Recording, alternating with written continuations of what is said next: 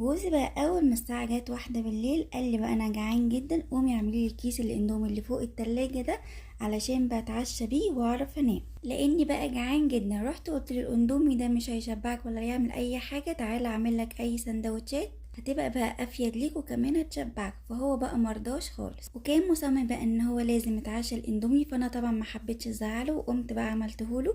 وانا بقى بحب اعمله بالطريقه دي، ان انا اجيب حله واحط فيها ميه، واول بقى ما الميه تغلي احط فيها الاندومي، وبعد كده احط الاندومي في البوله بالميه بتاعته لما بيستوي. وكمان ما بياخدش وقت في السوا خالص، هي حوالي دقيقه او دقيقتين بيكون استوى. واحط كمان التوابل. المهم فعلا انا عملت كده واديتهوله بقى. اول ما شافه بالطريقه دي قعد يزعق كتير جدا، لدرجه ان الجيران قعدت تخبط علينا، وقال لي بقى الاندومي ما بيتعملش بالطريقه دي خالص، لازم بقى تحطي الاندومي نفسه في البوله، تحطي عليها ميه مغليه وتغطيه لحد ما يستوي.